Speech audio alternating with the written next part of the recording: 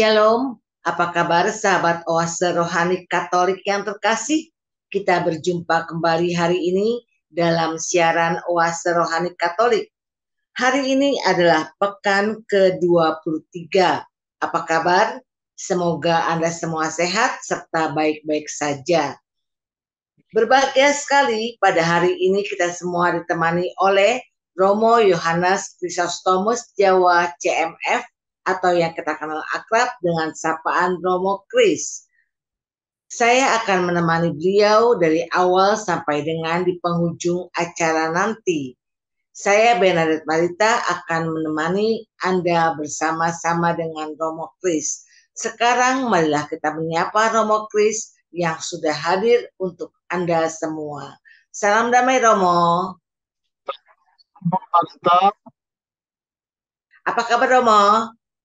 Tuhan, saya sehat sehingga pada saat ini, dan terima kasih bisa berjumpa dalam siaran ORK kita pada hari ini.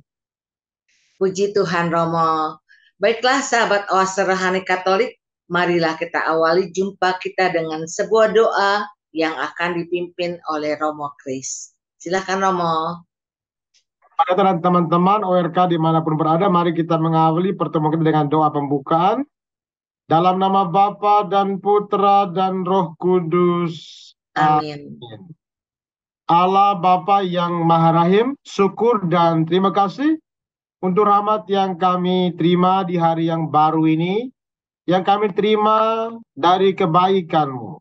Kami bersyukur boleh berjumpa dalam program Oase Rohani Katolik ini dengan semua pendengar setia dimanapun berada.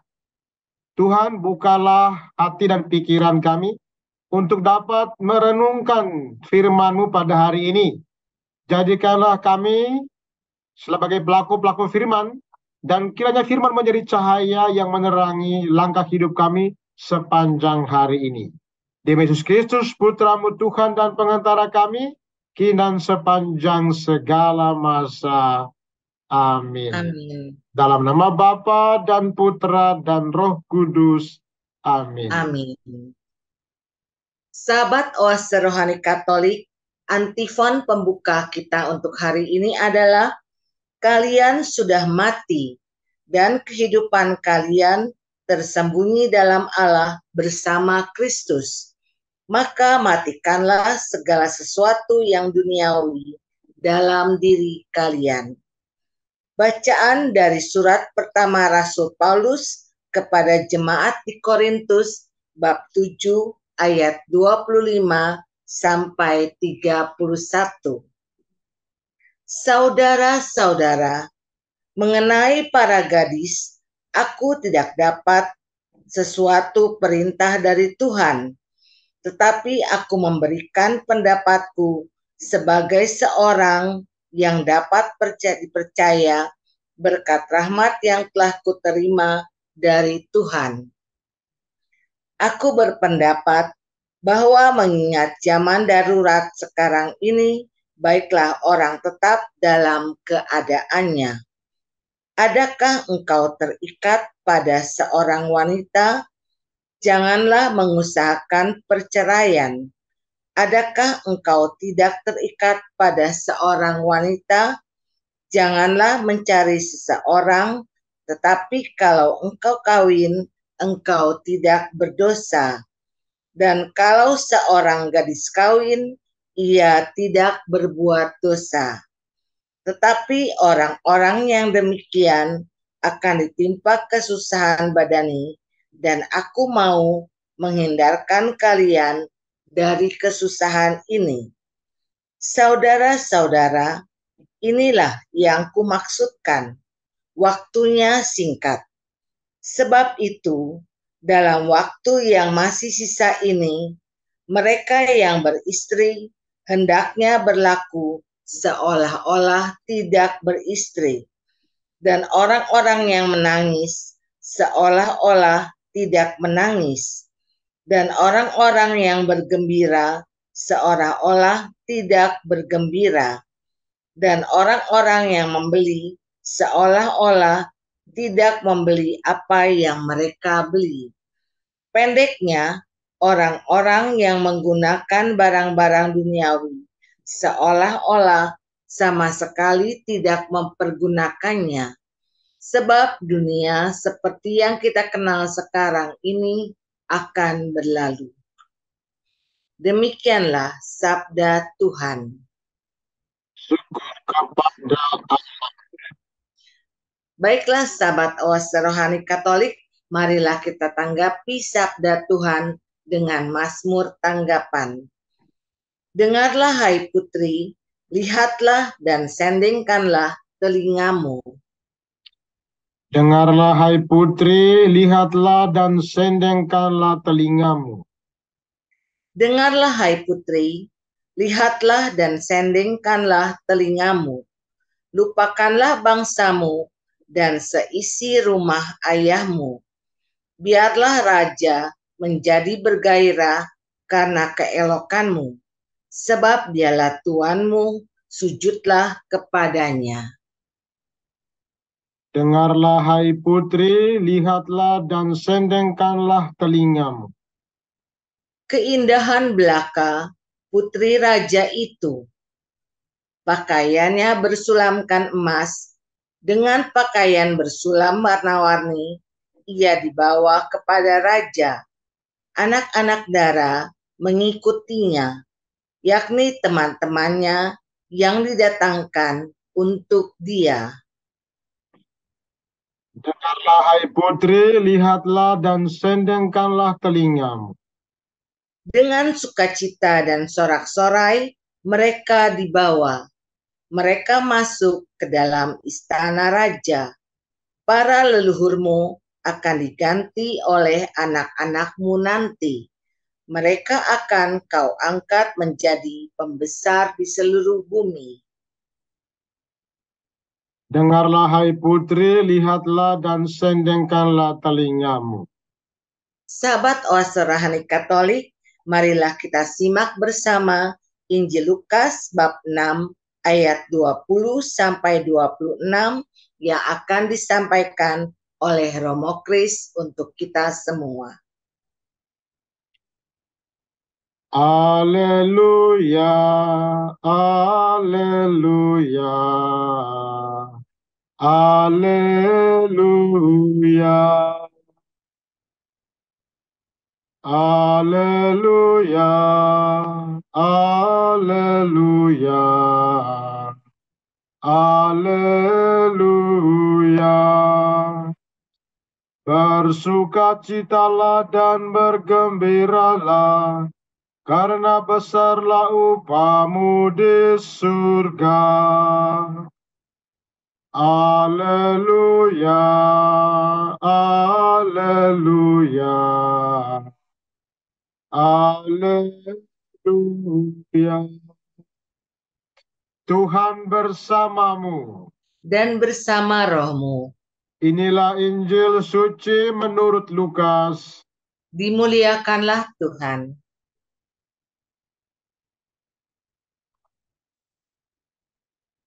Lalu Yesus memandang murid-muridnya dan berkata, "Berbahagialah hai kamu yang miskin, karena kamulah yang empunya kerajaan Allah. Berbahagialah hai kamu yang sekarang ini lapar, karena kamu akan dipuaskan. Berbahagialah hai kamu yang sekarang ini menangis, karena kamu akan tertawa. Berbahagialah kamu jika karena Anak Manusia orang membenci kamu, dan jika mereka mengucilkan kamu dan mencela kamu serta menolak namamu sebagai sesuatu yang jahat. Bersukacitalah pada waktu itu dan bergembiralah, sebab sesungguhnya upahmu besar di surga. Karena secara demikian juga nenek moyang mereka telah memperlakukan para nabi. Tetapi celakalah kamu, hai kamu yang kaya, karena dalam kekayaanmu kamu telah memperoleh penghiburanmu. Celakalah kamu yang sekarang ini kenyang, karena kamu akan lapar. Celakalah kamu yang sekarang ini tertawa, karena kamu akan berduka cita dan menangis. Celakalah kamu jika semua orang memuji kamu, karena secara demikianlah juga nenek moyang mereka telah memperlakukan nabi-nabi palsu. Demikianlah sabda Tuhan. Terpujilah Kristus. Sahabat Oase Rohani Katolik, setelah kita simak bersama-sama firman-firman Tuhan pada hari ini, marilah sekarang kita simak permenungan yang akan disampaikan oleh Romo Kris untuk kita semua. Silakan Romo. Baik Ibu Marita dan juga sahabat Oase Rohani Katolik dimanapun berada, kita akan mengawali permenungan kita dengan bacaan pertama dari Surat Rasul Paulus kepada jemaat di Korintus. Nah, teks bacaan yang baru kita dengar tadi, ini harus kita baca dalam konteks yang lebih luas, gitu ya. Kalau kita hanya membaca teks yang kita dengar tadi, mungkin agak kesulitan kita menemukan pesan-pesan untuk hidup kita. Maka kita coba membaca teks ini secara lebih menyeluruh, yaitu bahwa teks ini adalah bagian besar dari jawaban Paulus terhadap pertanyaan-pertanyaan yang disampaikan oleh jemaat dari bab 7 ayat 1 sampai dengan bab 11 ayat 1. Dan bahwa jemaat, karena mereka jemaat yang baru, mereka baru mengalami dan mengenal iman Kristiani, dan mereka banyak pertanyaan-pertanyaan disampaikan kepada para pemimpin jemaat, dan Paulus ingin menyampaikan jawaban-jawaban dari pertanyaan-pertanyaan jemaat yang disampaikan tersebut. Bahwa dalam perikop yang kita baca tadi hari ini, ada bagian jawaban Paulus terhadap pertanyaan jemaat terkait dengan kedudukan sosial sehari-hari, misalnya tentang perkawinan, persoalan tentang perbudakan. Nah, pertanyaan-pertanyaan ini seringkali muncul dan Paulus ingin memberikan jawaban terhadap pertanyaan semacam itu. Singkatnya begini, ya. Pada awal abad pertama Masehi sebetulnya, penduduk di kota Korintus itu datang dari berbagai suku, budaya, agama, dan mereka hidup dengan caranya masing-masing. Nah, terkait dengan pertanyaan-pertanyaan itu, saat mereka menerima iman Kristiani, teks yang kita baca tadi itu terkait dengan dua hal yang mau kita dalami dalam bagian bacaan pertama ini. Yang pertama, persoalan tentang hidup tidak menikah. Paulus sadar atau Paulus tahu bahwa memang jemaat di Korintus waktu itu memiliki pandangan bahwa laki-laki Kristen yang belum menikah sebaiknya tidak usah menikah. Karena menurut mereka perkawinan yang di dalamnya mencakup kenikmatan badania tidak sesuai dengan idealisme asketik mereka. Ya. Mereka mengikuti ajaran filsafat Stoa, di mana tubuh atau badan itu rendah, hina, dan jiwa itu suci, bersih. Sehingga mereka senantiasa menjaga kemurnian kesucian jiwa dan memandang tubuh itu sebagai sesuatu yang kotor, yang tidak baik. Karena itu mereka punya pandangan, ya, dikatakan tubuh adalah penjara bagi jiwa. Sehingga mereka menganggap perkawinan sebagai institusi yang rendah. Karena dalam perkawinan itu mencakup kewajiban suami istri yang menurut mereka itu bisa menodai kesucian jiwa. Nah, lalu bagian kedua, Rasul Paulus juga ingin menegaskan tentang hidup menikah. Dari sudut pandangan moral dan praktis, Paulus tampaknya memandang perkawinan sebagai salah satu wadah untuk memenuhi kebutuhan seksual secara etis. Nah, pandangan itulah yang kiranya mendorong Paulus untuk menulis, mengingat bahwa percabulan, baiklah setiap laki-laki yang mempunyai istrinya sendiri, dan setiap perempuan mempunyai suaminya sendiri. Nah, sebaiknya untuk menghindari perbuatan semacam itu, sebaiknya orang menikah. Maka Rasul Paulus juga mendorong agar orang menikah supaya tidak jatuh ke dalam dosa. Selanjutnya, Paulus mengingatkan bahwa perkawinan itu ya menimbulkan hak dan kewajiban moral pada pasangan suami dan istri yang bersifat timbal balik. Nah, pandangan ini ya barangkali dipengaruhi oleh budaya Romawi dan budaya Yunani pada waktu itu, yang pada saat itu sudah menegaskan adanya kewajiban timbal balik pada suami dan istri. Budaya Yahudi pada zaman itu belum menekankan kewajiban suami terhadap istri. Sebagai orang Yahudi yang memiliki KTP Romawi tentu saja, apalagi hidup di Korintus pada waktu itu, mendapat pendidikan Yunani, dapatlah kiranya dipahami bahwa Paulus menyampaikan nasihat yang berbunyi, hendaklah suami memenuhi kewajiban terhadap istrinya, demikian pula terhadap suaminya. Maka tadi dalam bacaan pertama, kita mendengar nasihat-nasihat kepada gadis-gadis untuk mereka. Dikatakan, aku tidak mendapat perintah dari Tuhan, tetapi aku memberikan pendapatku sebagai seseorang yang dapat dipercayai karena rahmat yang diterimanya dari Allah. Aku berpendapat bahwa mengingat waktu darurat ya sekarang adalah baik bagi manusia untuk tetap dalam keadaannya. Artinya apa? Dalam keadaannya yang semula, ya, menjaga kemurnian kesucian, baik kesucian jiwa, roh maupun kesucian badan. Itu kira-kira Bu Merita poin yang coba saya temukan dalam bacaan pertama pada hari ini. Terima kasih Romo.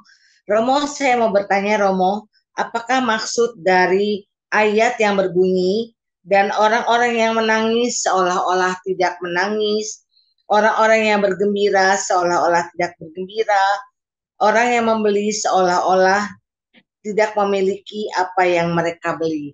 Maksudnya dari ayat ini apa, Romo?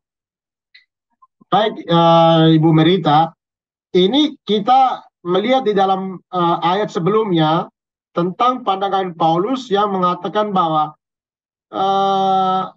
waktu itu ya segera akan datang. Ya, dia mengatakan bahwa waktu itu cepat sekali ya. Aku berpendapat bahwa mengingat waktu darurat sekarang ya, artinya bahwa waktu eskatologus itu tidak lama lagi akan datang ya. Maka orang-orang yang dikatakan tadi ya mereka senantiasa pada kondisi yang semula. Maka dikatakan janganlah engkau mencari seorang, tapi kalau engkau kawin, ia tidak berbuat dosa, tetapi orang-orang yang demikian akan ditimpa kesusahan badani, dan aku mau menghindari kamu dari kesusahan itu. Artinya, Rasul Paulus ingin menegaskan bahwa waktu eskatologis itu akan datang segera, tidak lama lagi. Karena itu orang diajak untuk berada di dalam keadaannya. Ya, orang yang menikah seolah mereka tidak menikah, mempertahankan kesucian mereka masing-masing. Kenapa? Karena menikah dalam pandangan tadi itu menodai kesucian tubuh mereka. Mereka berpandangan pada asketisme yang menjaga kesucian jiwa mereka. Maka dikatakan juga bahwa perkawinan itu bisa menodai kesucian jiwa mereka. Ya. Maka orang-orang diajak untuk tetap pada kondisi keadaan yang semula. Artinya dalam keadaan suci, kudus itu. Terima kasih Romo. Romo, apakah implementasinya untuk manusia zaman sekarang, Romo, dari bacaan pertama hari ini? Nah, dari bacaan pertama hari ini, kalau kita merenungkan lebih jauh lagi, maka kita lihat dua pokok yang saya coba tampilkan di awal tadi. Yang pertama, hidup tidak menikah, gitu ya. Artinya ada orang yang memang dari awal sudah memilih untuk tidak menikah, kan gitu ya. Tapi dengan motivasi yang jelas. Dalam ini dikatakan bahwa ada orang yang tidak menikah demi kerajaan Allah, ya. Tidak hanya mencari kemurnian jiwanya, tetapi juga ada motivasi tertentu, yaitu demi kerajaan Allah. Menikah itu tidak salah, ya. Semua orang punya hak untuk menikah, tetapi ada orang yang memilih tidak menikah. Yang pertama itu dalam konteks orang Yunani untuk menjaga asketisme, kemurnian jiwanya, ya. Tapi juga ada orang yang tidak menikah karena memilih demi kerajaan Allah. Dan yang kedua, pilihan untuk hidup menikah. Nah, hidup menikah itu menimbulkan kewajiban baik dari pihak suami maupun pihak istri. Maka Rasul Paulus mengingatkan bahwa perkawinan itu menimbulkan hak dan kewajiban. Maka masing-masing harus menjaga kewajiban dan haknya masing-masing agar perkawinan itu bisa menciptakan kebahagiaan, sukacita di dalam hidup bersama sebagai suami istri. Menghindari apa disebut dalam konteks ini ada satu bahaya, tantangan adalah tentang perceraian.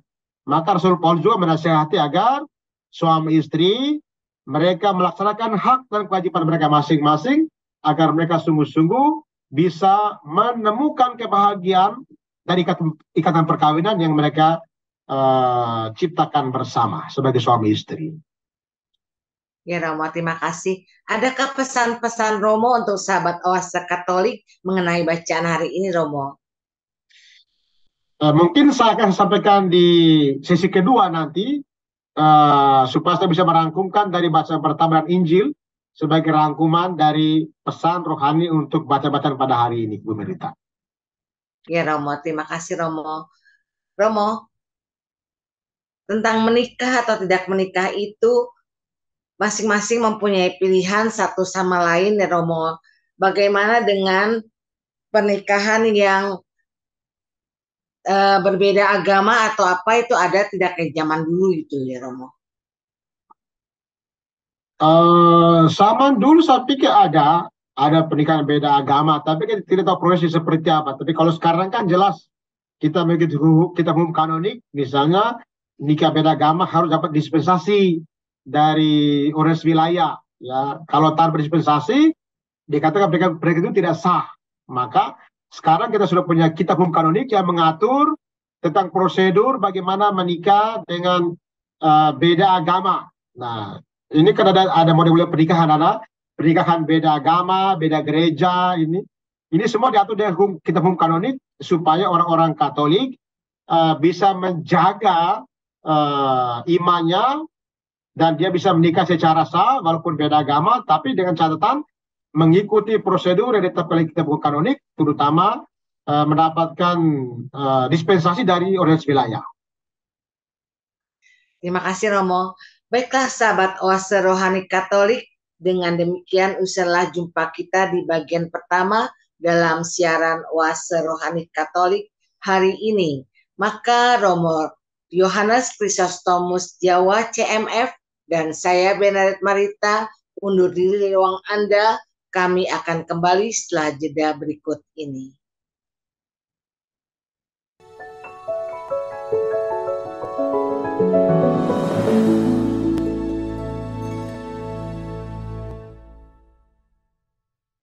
Sahabat Oase Rohani Katolik, kita berjumpa kembali di bagian kedua siaran Oase Rohani Katolik hari ini. Masih ada bersama Anda Romo Yohanes Chrysostomus Jawa CMF dan saya Bernadette Marita.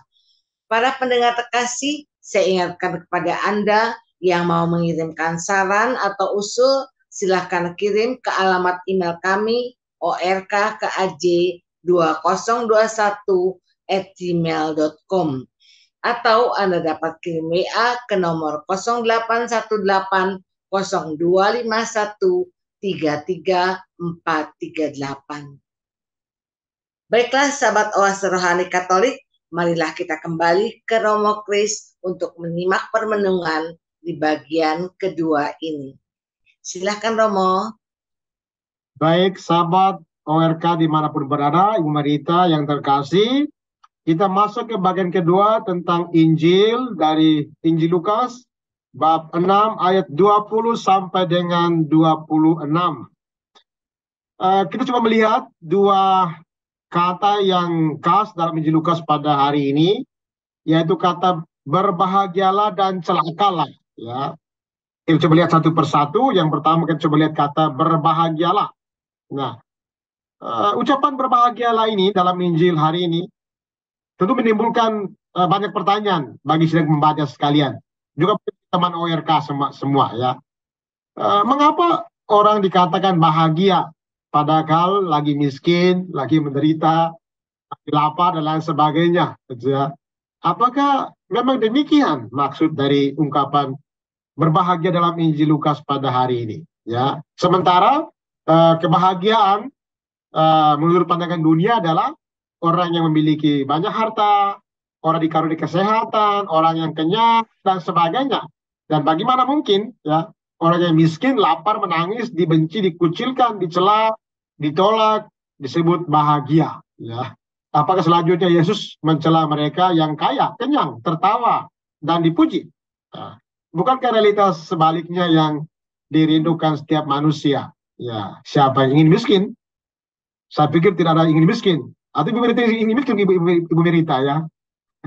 Saya pikir ungkapan ini harus ditelisik lebih dalam. Apa maksud dari ungkapan berbahagialah menurut Injil Lukas ya. Ada seorang namanya Fitzmyer menulis bahwa Injil Lukas merupakan Injil orang miskin. Karena Lukas mempunyai perhatian yang khas untuk orang-orang miskin ya. Dan kemiskinan dalam Injil Lukas itu tidak hanya kemiskinan dalam arti ekonomi, sosial, tapi juga bisa jadi kemiskinan dalam arti spiritual ya, di mana orang-orang yang tidak punya sandaran apa-apa lagi, lalu ia akhirnya menyandarkan segala sesuatu hanya kepada Allah. Nah, seolah-olah menspiritualitaskan kemiskinan, tetapi tidak juga. Dan kemiskinan dalam Injil Lukas itu bisa jadi adalah orang yang bisa miskin secara harta, tidak punya apa-apa, tapi juga bisa secara rohani, ya, yang tidak punya apa-apa, lalu dia menyandarkan seluruh hidupnya kepada Tuhan. Lalu yang kedua, kata celaka. Nah, dalam teks Injil tidak disebutkan alasan mengapa dikatakan celaka. Orang kaya, kamu yang kenyang, orang yang mendapatkan pujian, tidak disebutkan alasan mengapa dikatakan atau menggunakan istilah celaka ini.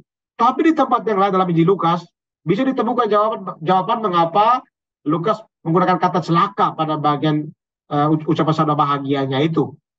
Kita bisa lihat dari dalam Lukas bab 16 ayat 19 sampai 31 dikatakan bahwa orang kaya yang tidak menggunakan kekayaannya untuk membantu orang yang membutuhkan bisa celaka. Kemudian juga dalam Lukas bab 12 ayat 21 dikatakan, demikianlah jadinya dengan orang yang mengumpulkan harta bagi dirinya sendiri, jikalau ia tidak kaya di hadapan Allah. Lalu yang ketiga, dalam Lukas bab 18 ayat 24 sampai dengan ayat 25 dikatakan, lalu Yesus memandang dia dan berkata, alangkah sukarnya orang yang kaya masuk dalam kerajaan Allah, sebab lebih mudah seekor unta masuk melalui lubang jarum daripada seorang kaya masuk dalam kerajaan Allah. Jadi memang Yesus dalam konteks ini Lukas tidak menganggap negatif kekayaan, tetapi sikap terhadap kekayaan itu yang mau dikritik oleh Tuhan Yesus, sehingga ia menggunakan kata celakalah tadi. Kira-kira demikian, Bu Merita, di awal pertemuan kita pada bagian yang kedua ini. Terima kasih Romo. Romo, dikatakan berbahagialah mereka yang miskin. Kenapa mereka yang miskin dikatakan berbahagia, Romo?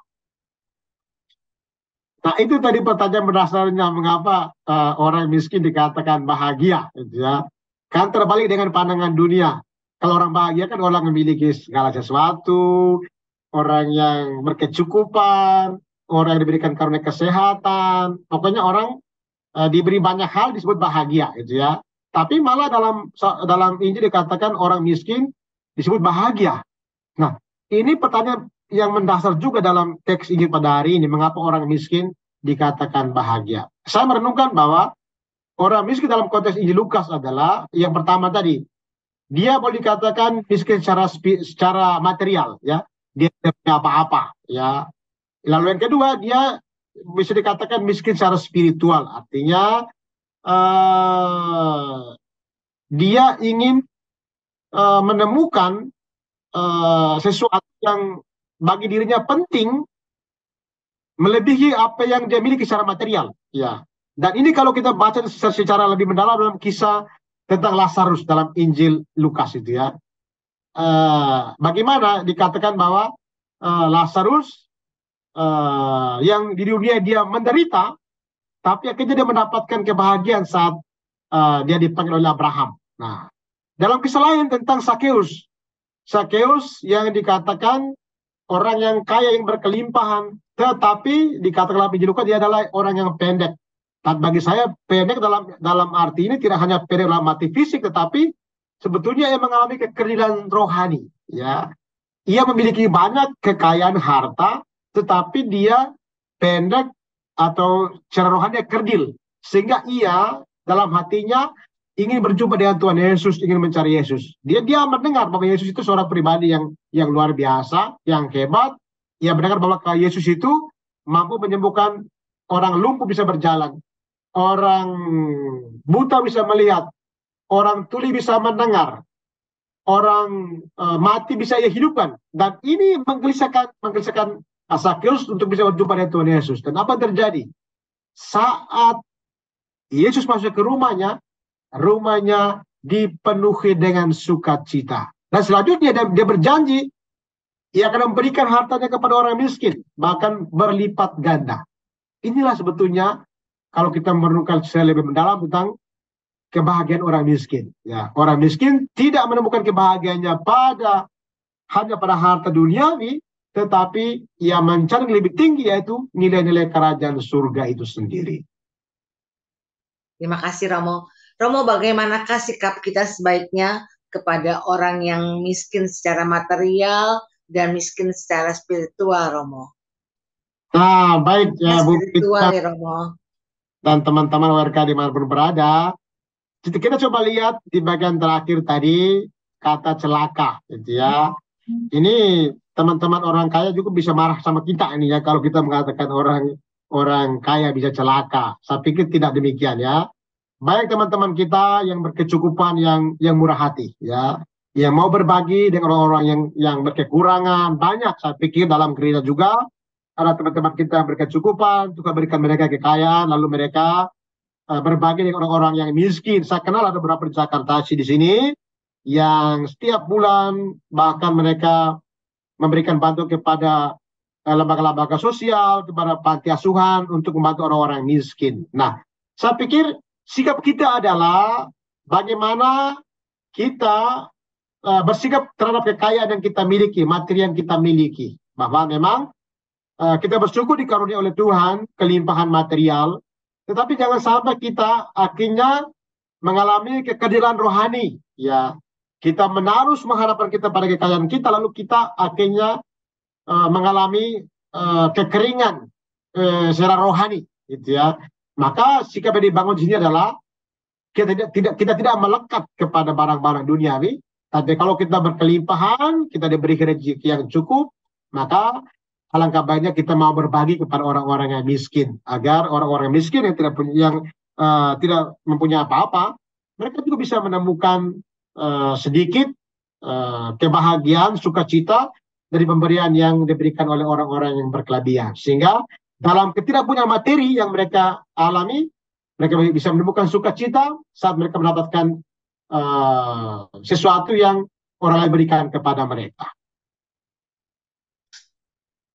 Baik Romo, terima kasih Romo. Sahabat Oase Rohani Katolik, dengan demikian usahlah jumpa kita hari ini bersama Romo Yohanes Kristostomus Jawa CMF dan saya Benedict Marita. Kami mohon pamit dari ruang dengar Anda. Kami mengucapkan salam damai, tetap semangat dan tersenyum. Kita akan tutup jumpa kita dengan doa dan berkat melalui Romo Kris. Baik sahabat WRK dimanapun berada, Ibu Merita, mari kita mengakhiri pertemuan kita dengan doa. Dalam nama Bapa dan Putra dan Roh Kudus. Amin. Tuhan Bapa yang baik, terima kasih untuk inspirasi yang kami terima dari firman pada hari ini. Yang pertama-tama agar kami mampu menjaga kemurnian hidup kami masing-masing. Entah yang memilih hidup berkeluarga, entah yang memilih tidak menikah demi kerajaan Allah. Semoga dengan daya Roh-Mu Engkau membantu kami untuk menjaga kemurnian kesucian hidup kami masing-masing. Kami juga mohon berkat Tuhan untuk teman-teman kami, sahabat-sahabat kami yang berkelimpahan materi, agar Engkau membuka mata hati mereka untuk mau berbagi apa yang mereka miliki kepada mereka yang berkekurangan, yang berkebutuhan, agar orang-orang miskin yang dalam kesulitannya, dalam ketiadaan apapun materi yang mereka miliki, mereka bisa menemukan sukacita di dalam Tuhan. Dan semoga kami juga berdoa bagi teman-teman ORK dimanapun berada yang sakit, semoga Tuhan sembuhkan. Yang memiliki persoalan, semoga Tuhan membantu mereka menemukan solusi untuk hidup mereka. Dan kiranya hidup kami menjadi berkat untuk sesama dimanapun kami berada. Namun kami puji keindahan sepanjang segala masa. Amin. Amin. Tuhan bersamamu. Dan bersama rohmu. Semoga kita sekalian sepanjang hari ini diberkati oleh Allah yang Maha Kuasa, Bapa dan Putra dan Roh Kudus. Amin. Amin. Terima kasih Romo. Baiklah sahabat Oase Rohani Katolik, sampai jumpa lagi di siaran Oase Rohani Katolik berikutnya. Tuhan memberkati.